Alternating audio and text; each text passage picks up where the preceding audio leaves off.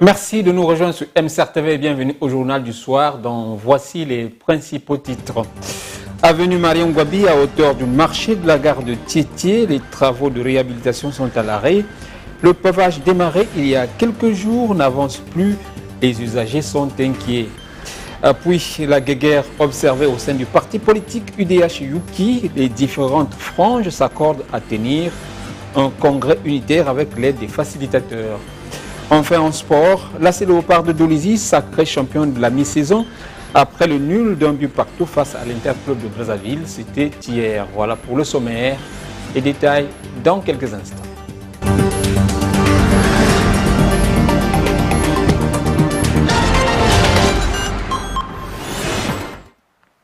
Bonsoir, ouvrons cette édition par la page Société.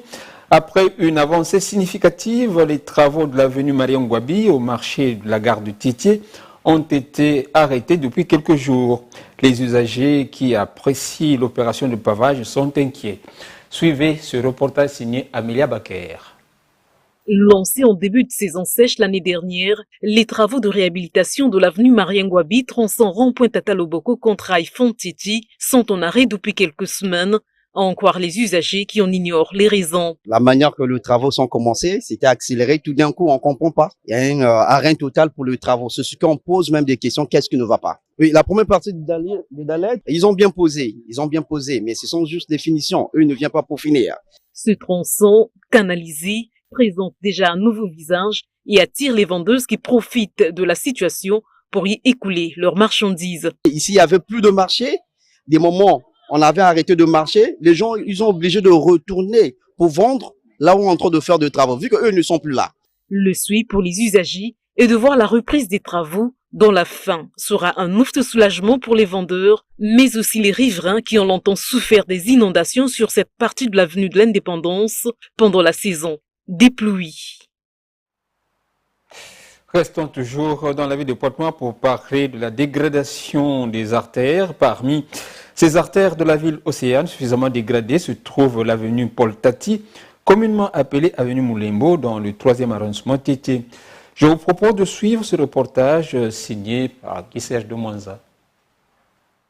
L'avenue Paul Tati, communément appelée Moulembo, dans le 3e arrondissement Tiétié, est dans un état de délabrement avancé. Juste à l'entrée de cette avenue, à la hauteur du croisement avec l'avenue de la Liberté qui mène vers le fond Tiétié, on peut observer ces nids de poules qui rendent la circulation difficile sur ce tronçon. Quelques citoyens riverains ont bien voulu réagir à cette situation. Vraiment, la route est impraticable. Il y a les enfants qui passent à l'école pour traverser. Il y a les enfants qui se blessent. Vraiment, pour nous, on regrette beaucoup. Et ceux qu'on avait élus à l'Assemblée ne foutent absolument rien. Vraiment, on regrette pour les petits-enfants. Vraiment, c'est regrettable que le gouvernement fasse quelque chose pour nous. Au lieu d'attendre qu'il y ait catastrophe. Vraiment, je ne sais pas qu'est-ce que l'État congolais pense pour nous. Je sais qu'ils ont totalement abandonné le quartier. Moulembo ne se ressemble plus à Moulembo. Ça devient vraiment un désert. Quel est le véhicule qui peut rentrer ici pour que le Vilca puisse fonctionner? Je ne pense pas. Sinon que pratiquement, c'est un désert. L'importance de la route est avérée. Elle est d'ailleurs considérée comme un facteur de développement. Cette considération n'est valable que lorsque la route est bien entretenue.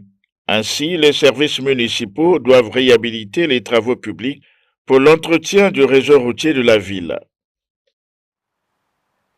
Rendons-nous à Brazzaville pour parler de politique. La guéguerre observée actuellement au sein du parti politique UDH-UKI procède de l'accession à sa tête du président Libris Parfait Kolela de vénérée mémoire. Toutefois, les différentes franges de ce parti s'accordent à tenir un congrès unitaire avec l'aide des facilitateurs. Retrouvons Guy-Serge de Mouanza.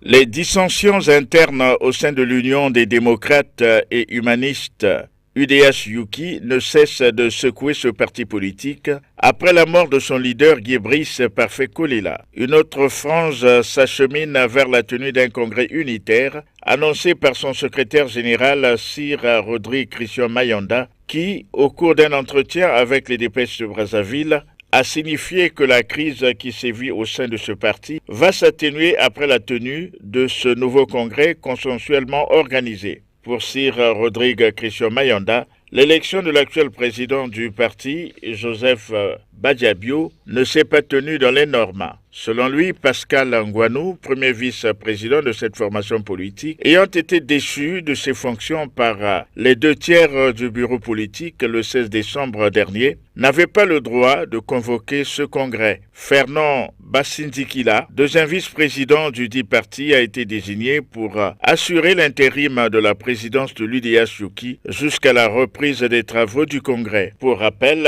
Pascal Ngouanou avait assuré le 21 septembre dernier lors d'une conférence de presse qu'il n'y aura jamais de congrès parallèle à l'UDH-UKI et que la commission d'organisation du congrès consensuellement mise en place par le bureau politique avec l'assistance de la facilitation organisera la reprise des travaux du congrès. Un peu d'économie dans cette édition avec l'augmentation des prix du ciment au Congo-Brazzaville. Ces nouveaux tarifs ont été rendus publics par le ministère du Commerce à travers une lettre adressée auprès des cimentiers. Suivez. Les nouveaux prix du ciment ont été rendus publics par le ministère du Commerce, réponse de la réunion interministérielle des 15 et 18 décembre dernier relative au relèvement des prix du ciment en République du Congo. Aussi, ces prix ont grimpé de 50% par rapport aux anciens tarifs. Le ciment type 42.5 N est désormais vendu à 90 000 francs CFA la tonne à Brazzaville et le sac de 50 kg à 4 900 francs CFA. Tandis qu'à Pointe-Noire, la tonne est fixée à 88 000 francs CFA et le sac de 50 kg à 4 700 francs CFA. Le prix est plus élevé dans certaines localités, comme à Ouesso, où la tonne est vendue à 106 000 francs CFA et le sac de 50 kg à 5 500 francs CFA. Quant au prix du ciment de type 32.R, il a aussi été révisé. À Brazzaville, la tonne coûte 85 000 francs CFA et le sac de 50 kg est à 4 650 francs CFA. À Pointe-Noire, la tonne est vendue à 83 000 francs CFA et le sac de 50 kg coûte 4 450 francs CFA.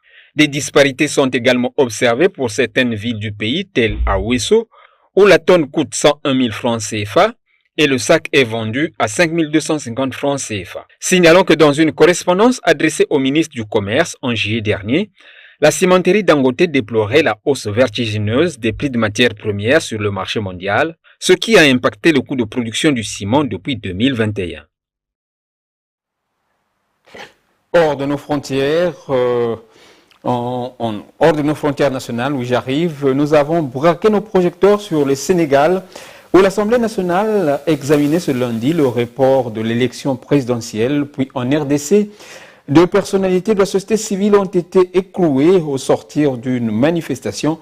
Enfin, en Namibie, un deuil national est observé en rapport avec la mort du président de la République, Edge Ngengop. Le point dans cet élément de la rédaction.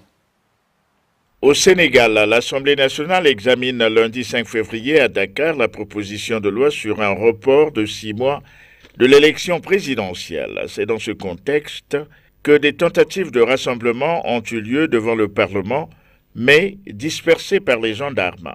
L'Internet mobile a été suspendu.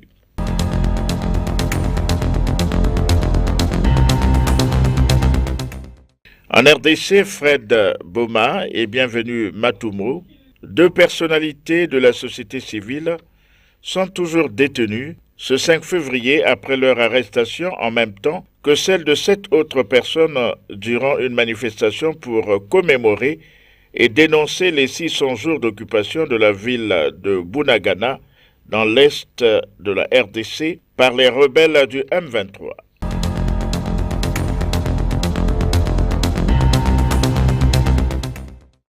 En Namibie, le président Edge Ngengop est mort le 4 février au matin à l'âge de 82 ans. La présidence a annoncé sa mort aux petites heures du matin dans l'hôpital où il était soigné pour un cancer qui n'a été découvert qu'en janvier 2024. Troisième président de la Namibie, Edge Ngengop, était une figure de l'indépendance du pays et un fervent opposant au régime d'apartheid.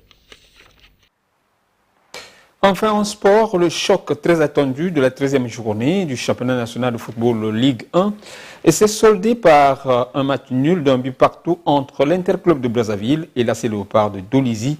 Un résultat qui profite à l'équipe de Dolisie, sacrée championne de la mi-saison. Le point avec Triblon Ngaïmbo.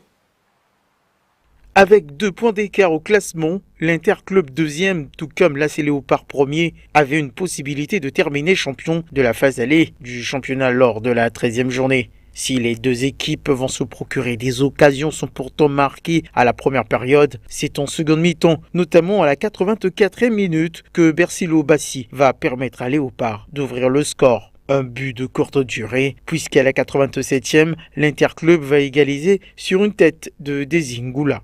Un score final qui permet au Fauve d'Uniari de finir champion de la mi-saison.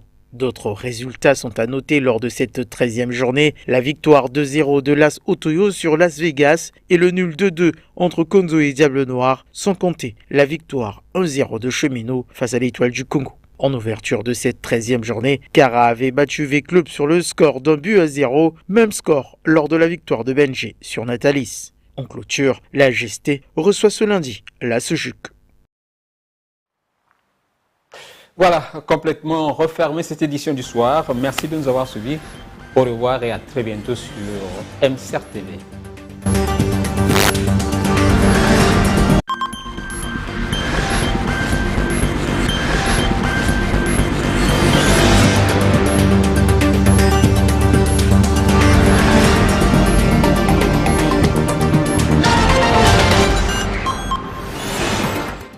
MCR TV, notre partenaire média.